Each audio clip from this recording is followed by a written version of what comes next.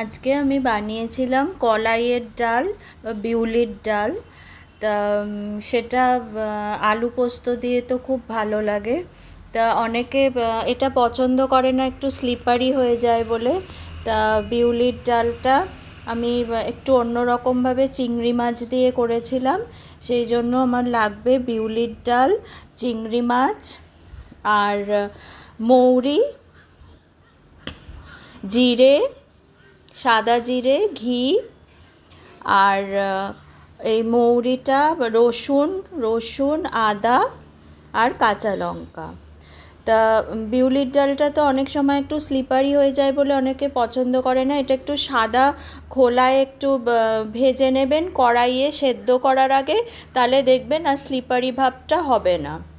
কড়াইয়ে একটুখানি, যেরকম মুগ ডাল আমরা করি, কাঁচা মুগের ডালটা, ওই মুগ ডালটা একটুখানি ভেজে নিই শুকনো খোলায়, তেমনি এই বিউলির ডালটাও তাই করবেন, একটুখানি শুকনো খোলায় নেড়ে নেবেন, তাহলে আর স্লিপারি ভাবটা হবে না। তারপর এটা আমি সেদ্ধ করে নেব একটু আদা আর মৌরি বাটা দিয়ে। আদা, মৌরি বাটা আর নুন দিয়ে আমি ডালটা সেদ্ধ করে নিয়েছি। এই যে এই ডালটা আমি আদা, মৌরি বাটা আর নুন দিয়ে ডালটা সেদ্ধ করে নিয়েছি।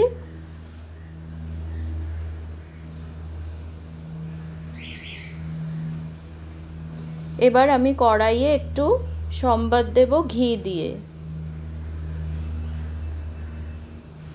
একটু ঘি দিয়ে দিলাম।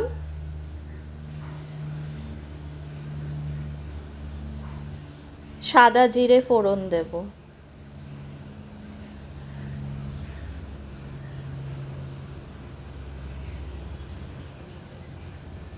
এরপর এই যে রসুন, মৌরি আর আদা বাটাটা, মৌরি, রসুন আর আদা বাটাটা দিয়ে একটা পেস্ট করতে হবে। মৌরি, রসুন আর আদার একটা পেস্ট বানিয়ে এটা দিতে হবে।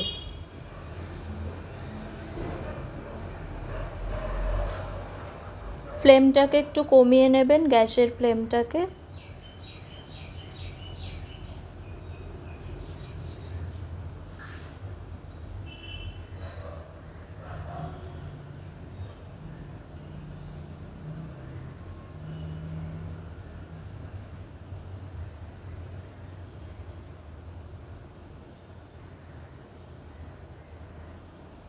এই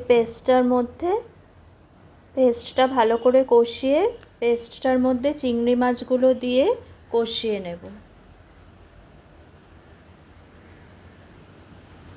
পেস্টটার মধ্যে চিংড়ি মাছগুলো ভালো করে ধুয়ে রেখেছি, সেই চিংড়ি মাছগুলো দিয়ে দেব।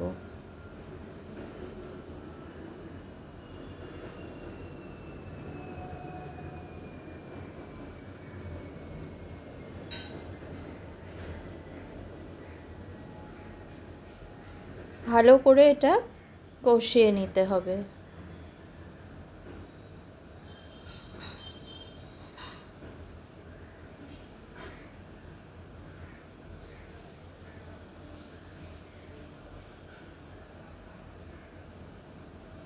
মৌরি, রসুন আর আদা বাটা দিয়ে চিংড়ি মাছটা কষিয়ে নিতে হবে।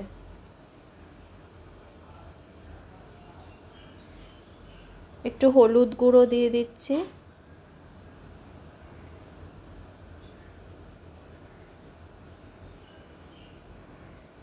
এবার আস্তে আস্তে নুন মিষ্টি দেব। ডাল সিদ্ধ করার সময় আমি ডালে নুন দিয়েছি। ডালটার মধ্যে একটু নুন, আদা আর মৌরি বাটা দিয়ে ডালটা সেদ্ধ করা, এর মধ্যেও একটু নুন দিয়ে দেব হালকা করে।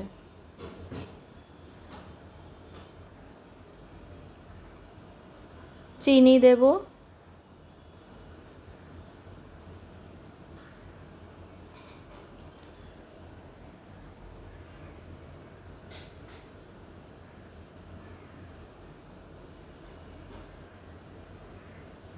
এবারে ভালো করে এটা কষাতে হবে।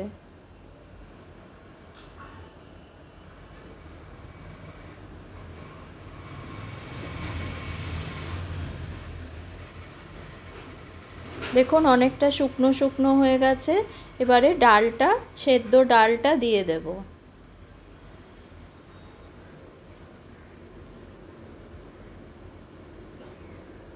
সেদ্ধ ডালটা দিয়ে দেব।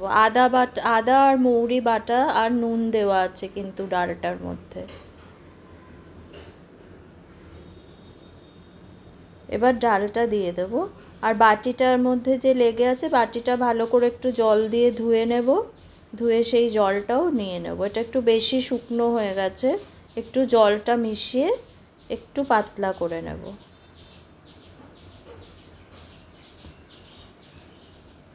এবার এটা ভালো করে মিশিয়ে ফোটাবো। এটা ডালটা ভালো করে ফুটবে।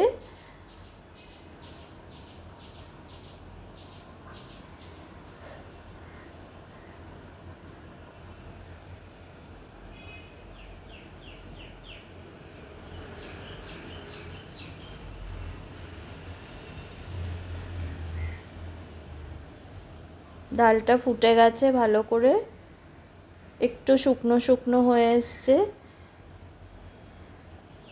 এবারে আমি এর মধ্যে কাঁচা লঙ্কা দিয়ে দেব।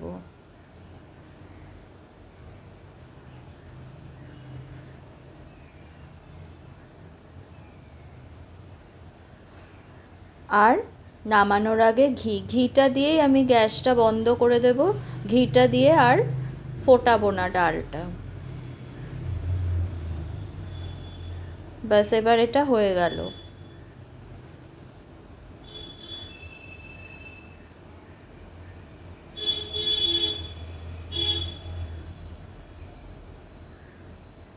দেখুন এটা হয়ে গেল ডালটা। এর সাথে আলু পোস্ত খুব ভালো যায়, বিউলির ডাল আর আলু পোস্ত। ডালটা, এই যে ডালটা, বিউলির ডাল এই চিংড়ি মাছ দিয়ে এটা একটু করে দেখবেন, আর আলু পোস্তর সাথে খুব ভালো লাগবে।